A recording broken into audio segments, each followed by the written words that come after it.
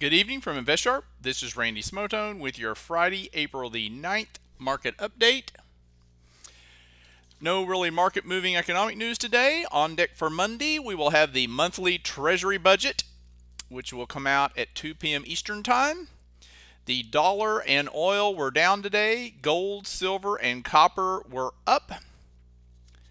So we'll take a look at the UUP, the dollar ETF, big red candles here.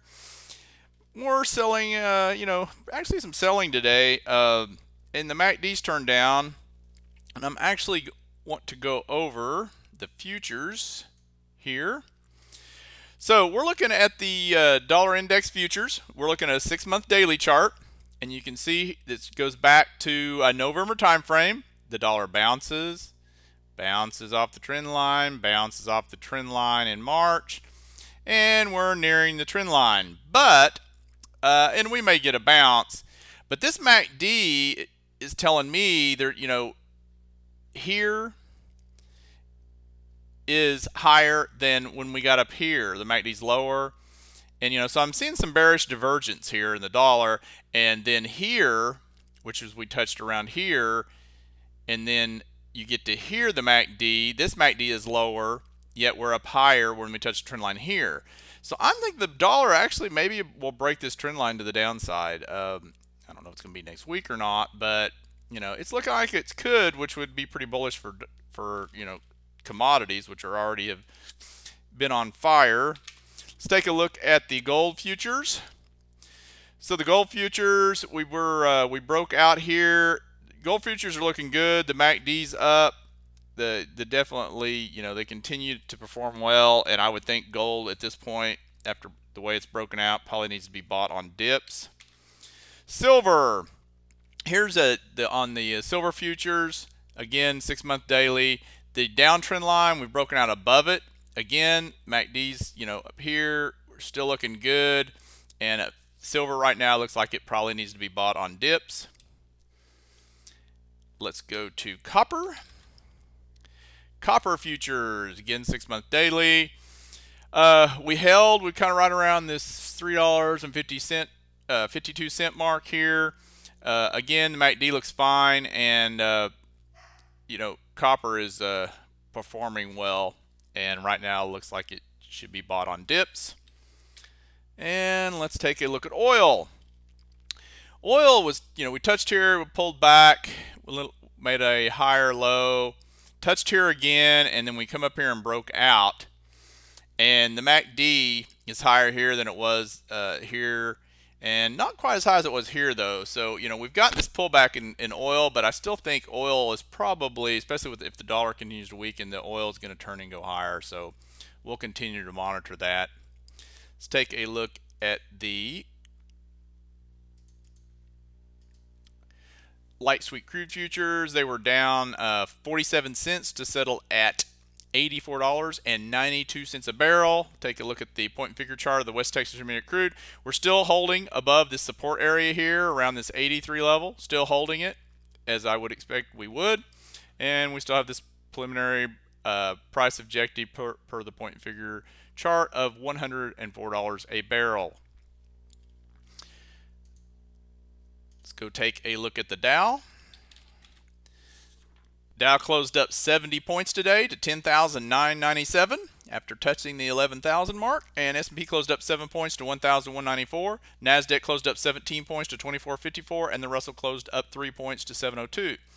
The Nasdaq had the largest percent gain, up 0.71%, and the Russell was the weakest again, but it was still up by was it 0.4? I don't think I wrote it down. 0.47.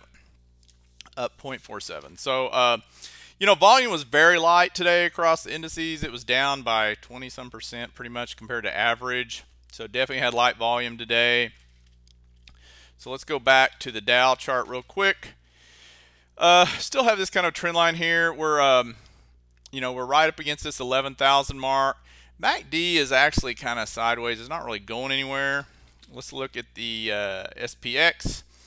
Broken out higher today, near about the 1,195. Still in this up channel on the S&P. NASDAQ had this kind of we kind of channel. We've broken out higher here. I can take that off, I guess. So again, it's looking good, but the MACD is a little lower here than it was here, the one I use anyway.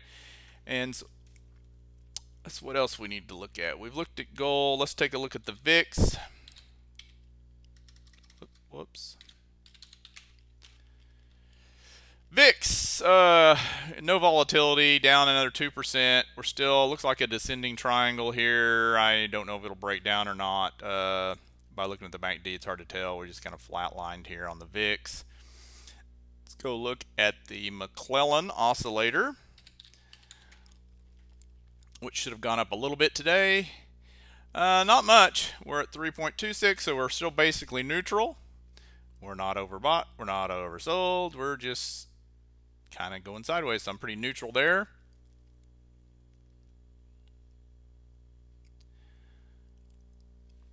So let's take a look at the point and figure on gold, which we've been doing on Fridays. And it broke out here at the 1,150 mark. We have a preliminary bullish price objective per the point and figure chart on gold of $1,310 an ounce, and we're at 1,161 right now, right around that area. So gold's looking good.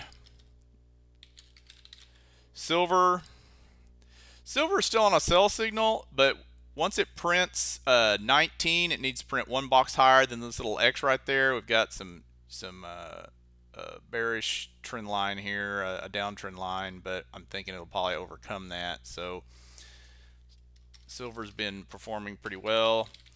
And then the copper point and figure chart, copper futures, just keeps going higher. Bullish price objective is 444, which is $4.44 here, so that's looking good. Let's go take a look at the sectors. Let's see, 15 of the 16 sectors we follow finished in the green today. The oil index was the leader of 1.41%, and the oil service index was the weakest, down 0.15%. Oil index, ExxonMobil was moving up. Your big integrateds like Chevron was moving, CVX, they were moving great. ConocoPhillips, COP, that was moving great. All those were moving well today. And let's go over and take a look at the S&P 500 futures. Look at the ES. Okay, I've talked about this channel. We're in this uptrend channel that starts here in March, early mid-March, and we're still in the channel. Okay, so we have held. We've gotten out of it just a little bit here. But if you'll notice, guess where we're at? We just hit it again. So we're at resistance again.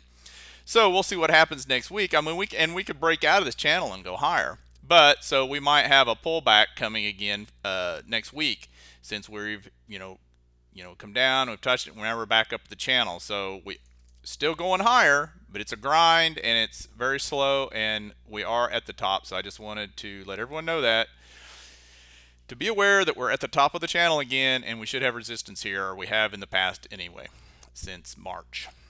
All right. And of course, there's no chart watch on Fridays, so I'll post my weekly watch list on Sunday evening. So let's take a look at the current market signals. Oh, I know what I was wanting to do, just real quick here. Whoops, wrong one. I was, being I'm pretty bullish on commodities right now. I just, you can just play it via the GLD. We've been talking about it. It's still wanting to go higher, possibly, like I said, dip buying possibly here. Silver breaking higher today, like the MACD here. Again, SLV, the ETF, dip buying. You can go DGP, which is the double gold long. You could buy that. Just remember, it's double long. Of course, the silver, talked about that. SCCO. Southern Copper, play on copper, doing really good. It's got volume. It broke out of this triangle recently, and so you might want to keep an eye on SCCO, Southern Copper. And of course, FCX, Freeport McMoran, which pulled back a little bit, but again, it should play with gold and copper going up. It should do well. So let's go over and look at the current market signals. We follow the point and figure charts of the Dow, NASDAQ, and S&P. And again, of course, nothing's changed here. All on buys. Price objective haven't changed. I will note that on the price objectives, and it's pretty much across the board, not quite there. The Dow on the point and figure chart, the price objective is 11,250. Well, guess where we're at? We're at about 11,000. So 250 more points and we'll meet this objective. Now, does that mean, that we can't go through it? Oh, we can go through it by, we can keep going. But per the point and figure chart, and they are, and especially institutions are aware of the point and figure, so you might just want to keep that in mind. And if you look at the NASDAQ, and I don't have time to do it now, but if you look at all those, they're all only so many, points away. I mean, we still have a little ways to go, but they are nearing their price objectives. So over the next few weeks, we'll continue to monitor that. All right, that is it for today. Have a great weekend, and thanks for watching InvestSharp's Daily Market Analysis.